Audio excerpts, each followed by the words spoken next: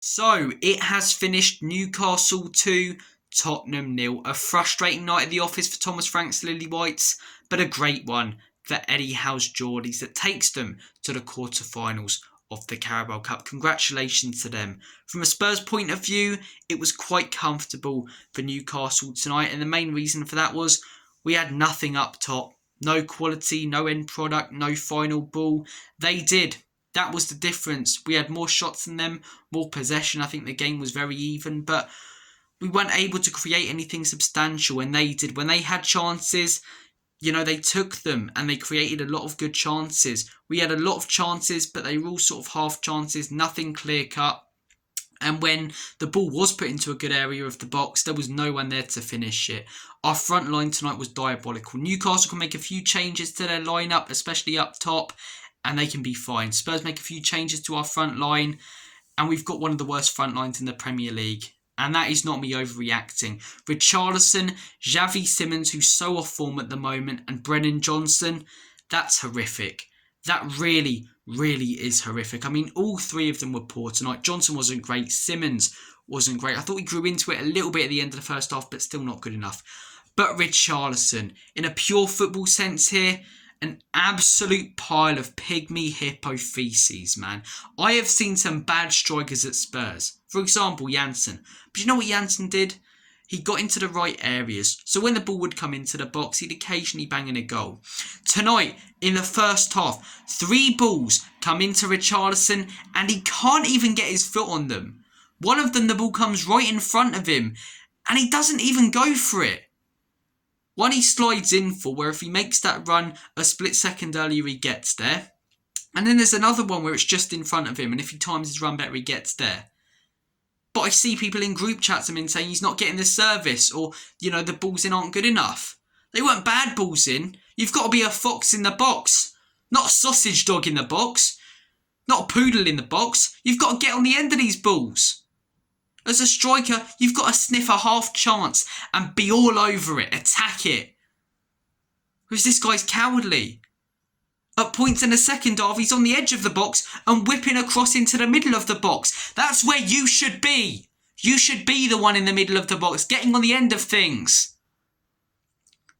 At the end of the first half, he gets an actual chance. He finally hits the ball with a part of his body.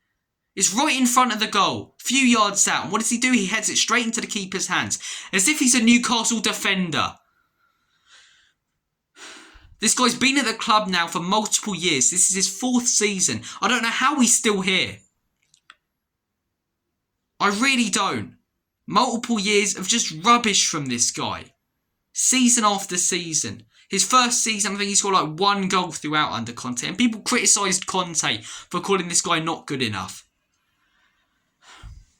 The following season under Ange, I think he had a decent spell for about 7-8 games. Apart from that, nothing, non-existent. Last season, non-existent. And this season, every time I see him on that team sheet, I get frustrated. And I already, worry about the attacking intent that we're going to have in this game. But people want Thomas Frank to go toe-to-toe with teams. Let's play attacking football. Yeah, let's play attacking football with Richarlison up top, because he's going to bang in the goals for fun.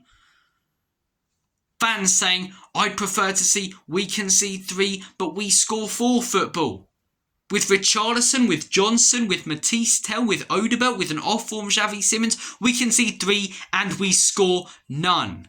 So that's why we play such defensive football. Where I'd criticise Frank tonight is, personally, I would prefer to rest players against Copenhagen, because on paper that's the more winnable game, and if you lose in that game or drop points in that game, you've got multiple games after in the Champions League to try and come back and make things right. You lose in a cup competition, you're out. Tonight against Newcastle was a tougher game, so for me I would have gone full strength, but that's just a personal preference. That's not something I'm going to, pick up a stick and beat him with it, because I do understand that he needs to rest players. And maybe, if we didn't rest Kudus tonight for a majority of the game, sadly he did have to, come on because the rest of our front line are incompetent. But maybe if we, play Kudus, he picks up an injury, then he's out until January, then we're missing him in the AFCON. So I do get resting players.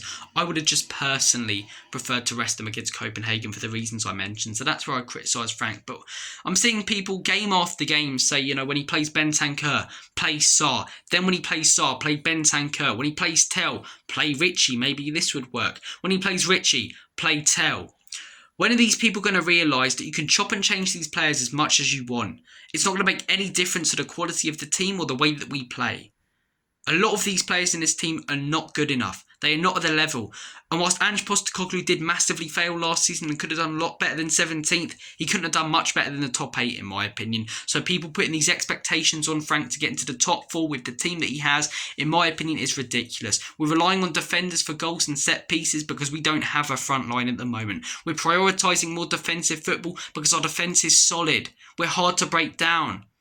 It's easy for opposition to stop us breaking them down. So let's prioritise what we can do, our strengths, and work on our weaknesses over time. But people constantly, after every single game, why didn't Frank change this player for that player? Why didn't Frank change this? Why didn't Frank bring in Gray? If you're thinking that bringing in a Sarr or a Gray is going to change things around, you're living in cuckoo land, my friend, because these are not game-changing players. These are changes that might change, part of the passing, game in the midfield, a few different passing patterns. But it's just mad to me. We lose a game and people are, if he played this player, we would have won. What you think? So, for example, you think in some of the games that we've dropped points in recently, Aston Villa, you think if he starts Sarr in that game, we win, yeah? Can you explain to me how Sarr starting in that game makes us win? Can you explain to me how, starting Sarr against Monaco makes us win? Can you explain to me how picking Matisse in the Champions League squad helps us out? He's just been given an absolute crock of rubbish in forward areas, and I really feel for him. Hopefully Simmons, comes good. Maybe Frank, could work on improving him if I'm going to criticise him a little bit, but I think that's a lot more down to Simmons. I think we're lacking any quality up top, and I think that's why we lost today. Newcastle have Volta Amadi, they rest Anthony Gordon, they have Anthony Elanga out wide. He immediately comes to our first team, and we're, reliant on him every week. If he does, they can chop and change players and still have a strong squad. We can, and we don't. That is why they finished 5th last season and we finished 17th. Yeah, they overachieved and we underachieved, but the truth's somewhere in the middle. Where Spurs should have been last season is around 8th and 9th for the quality of players that we had. So people putting these ridiculous expectations on the manager right now for the squad that he has is crazy for me. Where I'd criticise him, as I say, rest players against Copenhagen for the reasons I mentioned, but it's not a massive point where he's got something disastrously wrong. He had to rest players in one of the two, and maybe being out of the cup competition, if I'm trying to clutch at straws here, and if this is an insane level of cope, let me know, but maybe it's less games. And yeah, Ange caused a lot of injuries last season, but it was also because even on the weeks where we wouldn't have European football, we'd have a cup game. So hopefully, having the occasional week off gives us a chance to try and bring some players back into the team. But then as well, for some of our fringe players, they don't get the game time that they could have done in the cup. But yeah, frustrating tonight. I thought the game was very even. Both goals, the first goal that Newcastle score, I think if that's Vicario in goal, he saves it. And Bergvall, when you watch it back, literally pushes Danzo out the way. I think if Danzo contests that header, he wins it. We know how good he is in the air. And the second goal, Kinsey's got to claim that. But also, our right-hand side, their left-hand side, Johnson and Porro were not closing the ball down anywhere near enough, and we were just allowing Newcastle to cross the ball in willy-nilly. But yeah, I thought Newcastle created more clear-cut chances. I thought we created more chances. Newcastle had less of the ball, we had more of it. So the game was fairly even. I think a fair scoreline would have been 0-0, but they've won it 2-0. And that's because, as I say again, they have the quality up top. They can change their squad, and there isn't a huge dip in quality.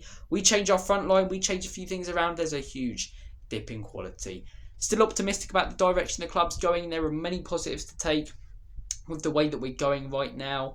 And fully behind Thomas Frank, fully behind a lot of these players. Some of them, the likes of Richarlison, they've got to be gone, man. Got to be gone. Guys, I'm going to make like a banana and split. Take care of yourselves. All the best. And as always and forever, come on, you Spurs.